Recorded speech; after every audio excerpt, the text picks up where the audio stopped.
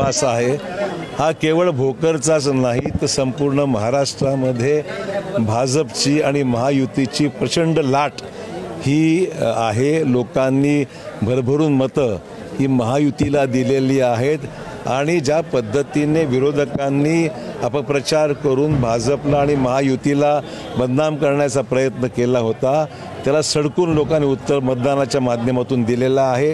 हा आमच्या महायुतीचा विजय आहे। महायुतीमध्ये घटक पक्षांनी एकमेकांना सहकार्य करून एकजुटीचं प्रदर्शन केलं। त्यामुळे देवेंद्र फडणवीस जे असतील, अजित पवार असतील आणि एकनाथ शिंदे हे तिन्ही आमच्या नेत्यांनी ज्या पद्धतीने महाराष्ट्रामध्ये एकजुटी दर्शन दिलं आणि महत्त्वाचे निर्णय घेतले त्या निर्णयाचा फायदा थेट सामान्य माणसापर्यंत विशेषतः महिलांना, तरुणांना, शेतकऱ्यांना आणि सामान्य माणसाला मिळालेला आहे। आणि म्हणून लोकांना वाटतं की हे सरकार काम करणारं सरकार आहे आणि अशा सरकारला निवडून दिलं पाहिजे हीच भूमिका घेऊन संपूर्ण महाराष्ट्रामध्ये आज सर्वत्र भाजप आणि महायुतीचा प्रचंड प्रमाणामध्ये मोठा दणदणीत विजय झालेला आहे आणि विरोधकांकडे आता नेता शिल्लक नाही आहे अशा प्रकारची दयनीय अवस्था झालेली आहे।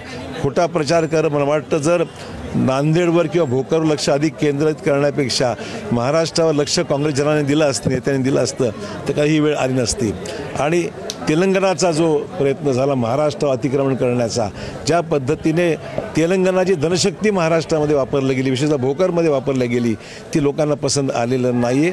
हा खऱ्या अर्थाने जनशक्तीचा, तेलंगणाच्या धनशक्तीवर महाराष्ट्रातल्या जनशक्तीचा विजय आहे असं माझं मत आहे। जे जे भोकरमध्ये येऊन गेले ते सगळे पराभवाचे तर तसंच होणार आहे। त्यांनी शिकलं पाहिजे भविष्यामध्ये भोकरला यायचा प्रयत्न करू नका तर भोकर जनता उत्तर देईल काय आहे ते।